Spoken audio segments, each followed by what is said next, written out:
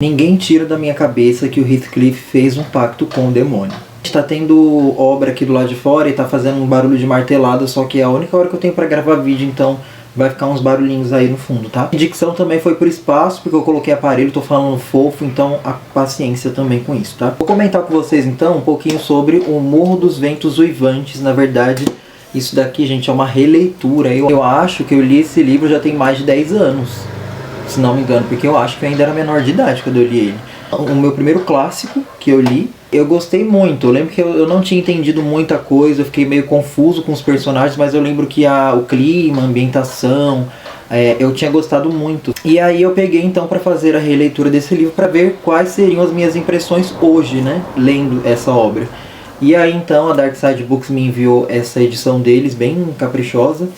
Tem alguns materiais extras também nessa edição, vou comentar já já sobre isso. Assim, gente, 10 anos depois o livro me conquistou de outras formas, por outras vertentes, né, agora. Eu lembro que da primeira vez que eu li, eu tinha ficado muito encantado com o clima gótico, né, porque eu não estava muito acostumado com leitura. Eu lia livro de terror, então eu não tinha lido muitos livros góticos, né, muitos romances vitorianos, então eu gostei muito daquela dramaticidade, sabe?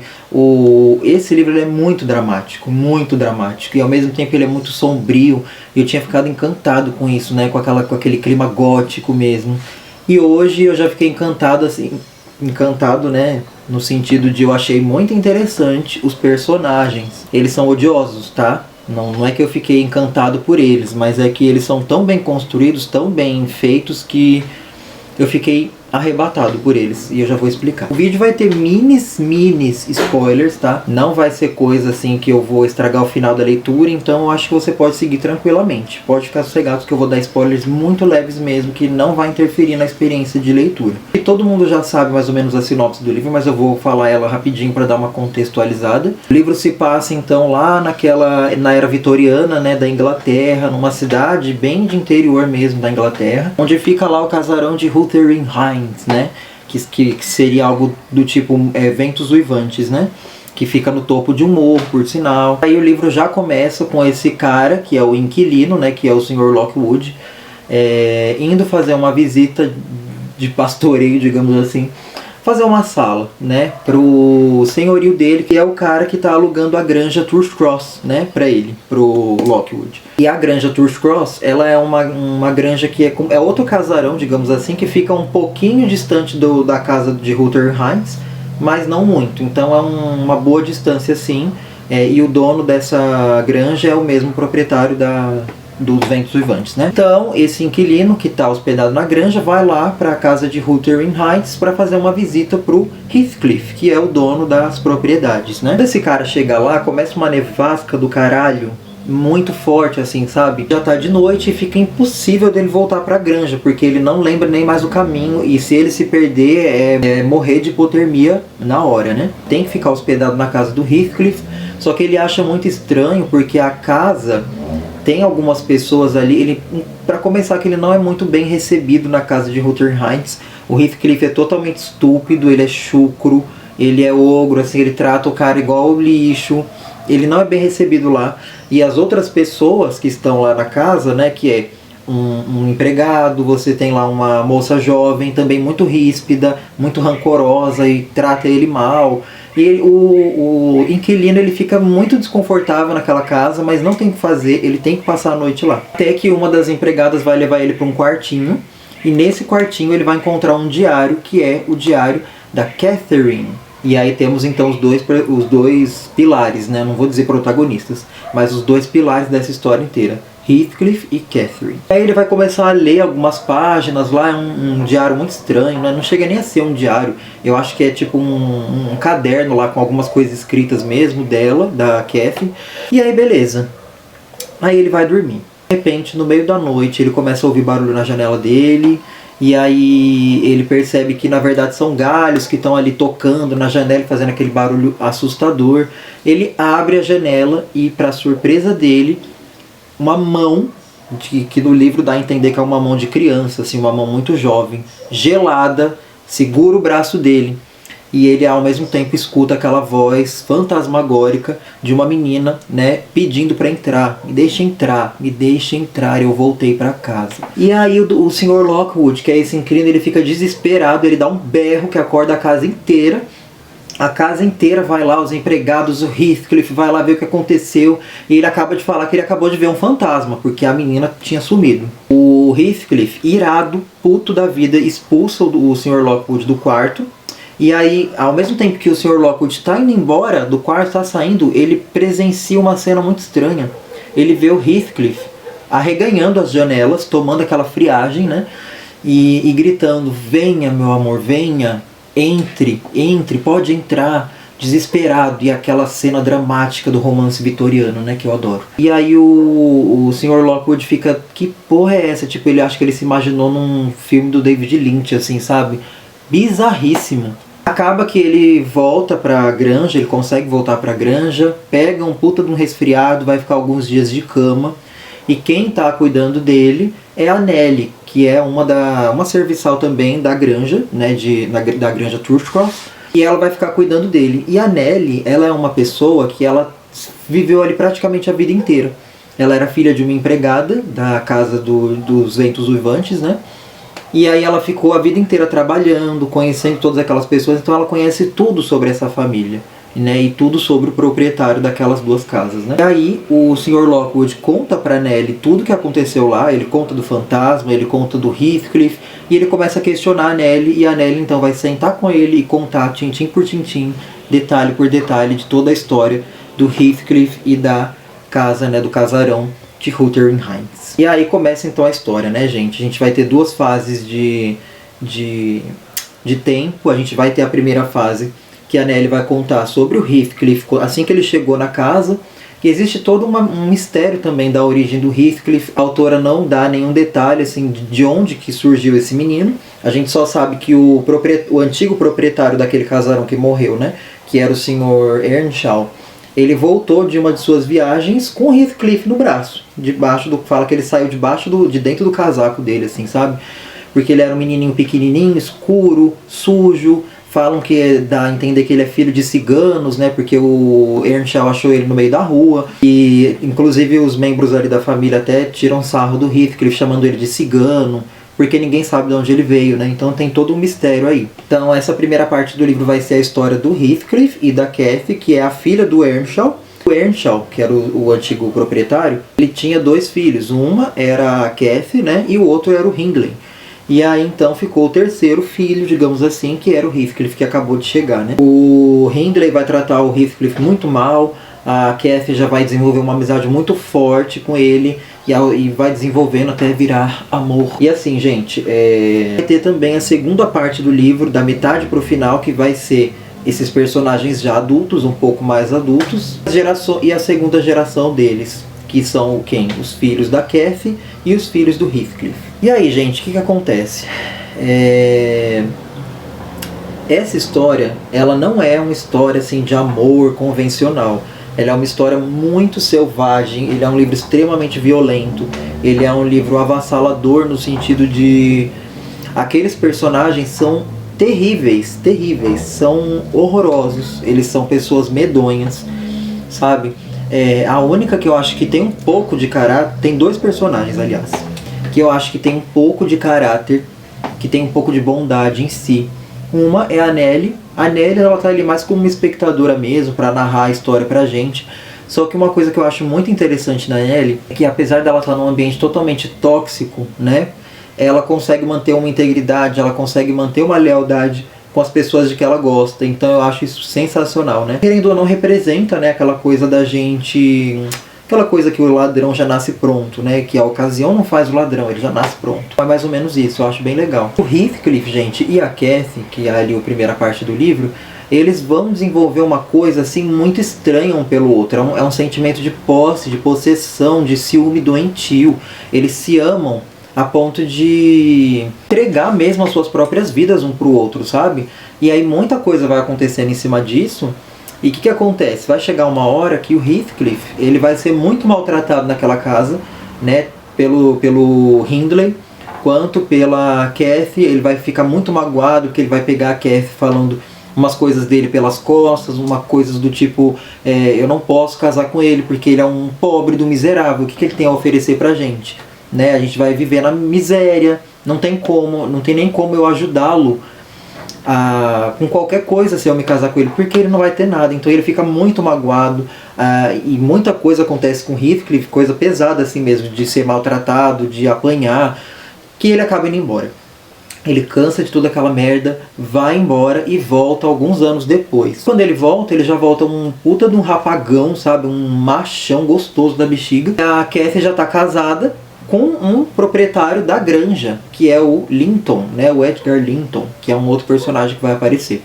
Então ela se casou com ele porque ele é loirinho, bonitinho, rico, e aí tem muita coisa a oferecer pra ela, né? E quando ela descobre que o Heathcliff voltou, ela fica muito emocionada, porque ela ainda ama ele do seu jeitinho, né? Só que o Heathcliff, ele volta com o desejo de vingança. É aí que eu vou dividir aqui, né, na segunda parte do vídeo, que é a vingança do Heathcliff, né? Ele pretende se vingar de todo mundo que fez mal contra ele, inclusive da Cathy. Só que ao mesmo tempo, ele ainda a ama, daquele jeito possessivo, bizarríssimo de ser. E aí o que acontece? Fica naquele dilema, né? Naquele drama. Esses personagens, digamos que eles fazem de tudo para não ficar juntos, e ao mesmo tempo as suas personalidades são muito parecidas. Se por um lado o Heathcliff tem esse amor doentio pela Cathy, ela o dobro, né? A ponto dela praticamente sacrificar a própria vida. Vai ter uma cena lá que ela vai ficar vários dias sem comer, sabe? Pelo Heathcliff, pensando nele, tentando chamar a atenção de outras pessoas. Ela vai começar a deixar as janelas abertas, pegando friagem, e vai ficar doente. E aí vai ficando mais pesada a história, sabe? Você percebe que não é normal, é uma coisa muito bizarra que está acontecendo ali. Cena mais assim, que me deixou bem chocado, que me deixou...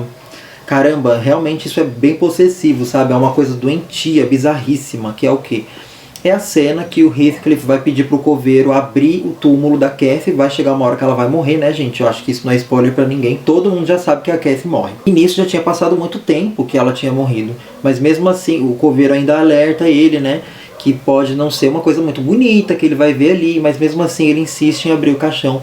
E quando ele abre, a descrição que a gente tem por parte do Heathcliff, aqui na história, né? De que, segundo o que ele contou pra Nelly, porque é ela que tá narrando, é que a Cathy estava igual quando ela era viva, né? Só que é aquilo, né, gente?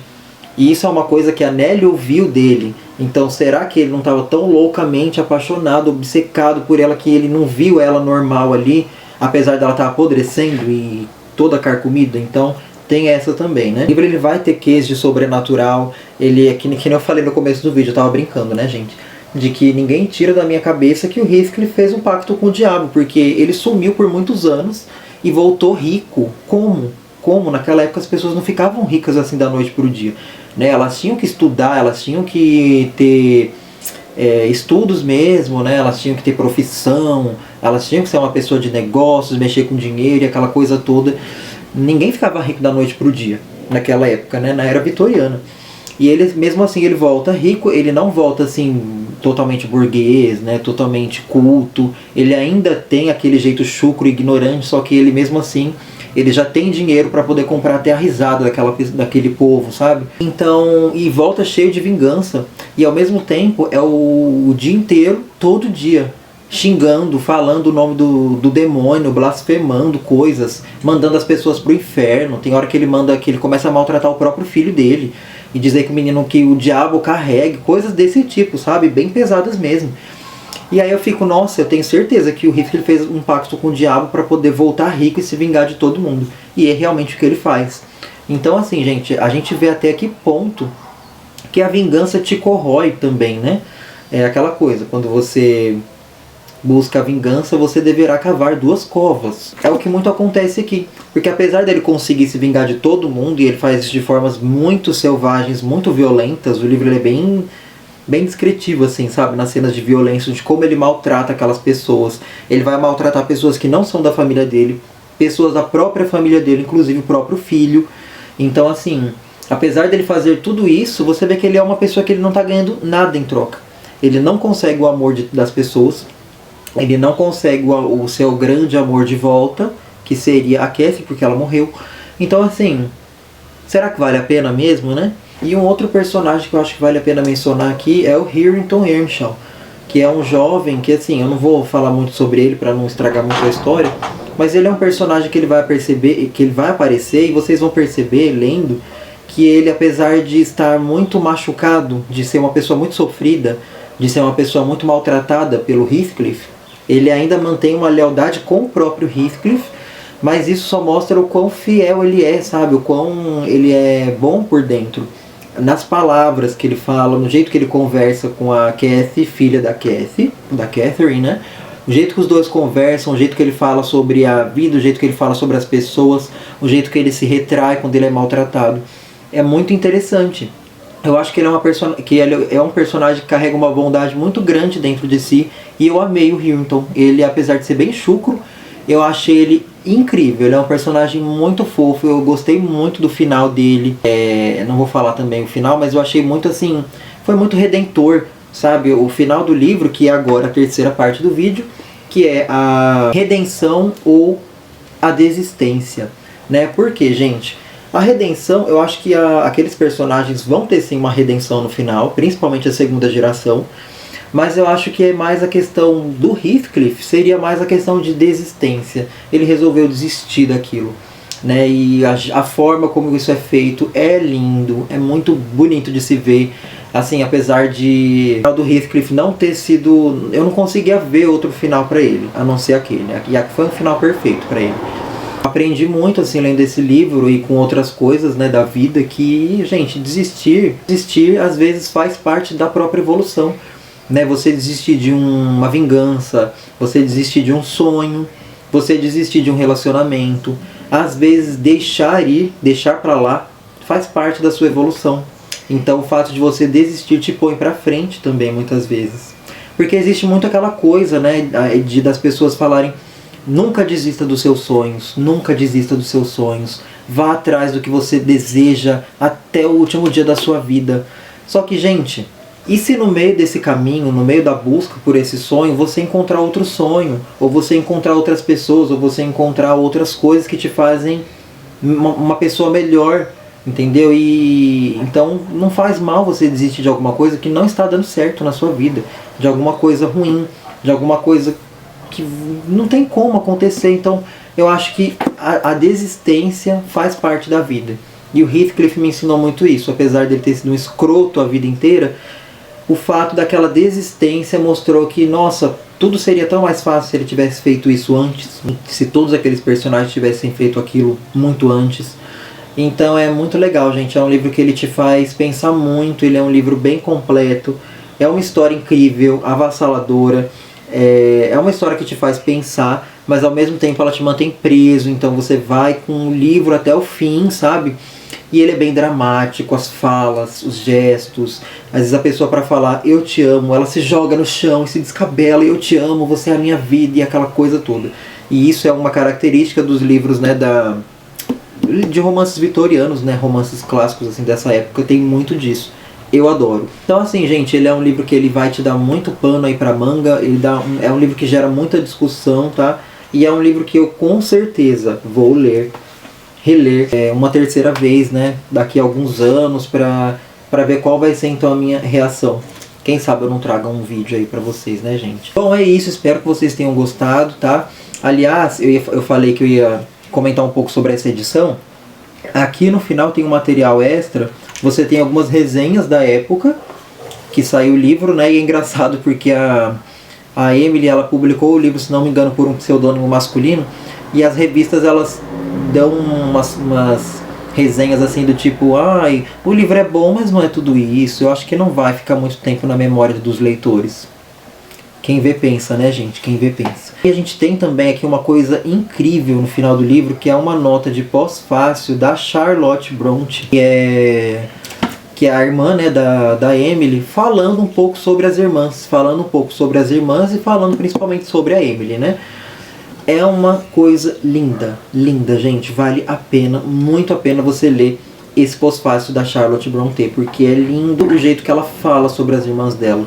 Ela tem um cuidado, um carinho, sabe, uma lealdade a forma, as palavras que ela usa, assim, eu li umas 3 vezes aquele pós-fácil de tão lindo que é. Vale muito a pena, gente. Incrível essa edição. Muito obrigado, Darkseid. Vou guardar com muito carinho para sempre. É isso então, espero que vocês tenham gostado. Se você gostou, deixa o seu like, curta o vídeo, comente.